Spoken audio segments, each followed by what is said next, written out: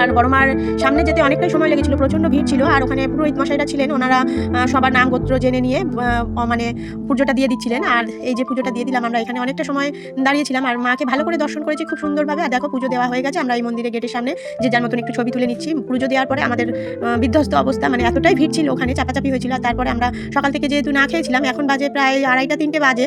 আর এখন আমরা মনে করলাম সবাই মিলে একটু কচুরি খেয়ে নিই, তাই জন্য একটা দোকানে এসেছিলাম আর সবাই মিলে একটু কচুরি খেয়ে নিচ্ছি।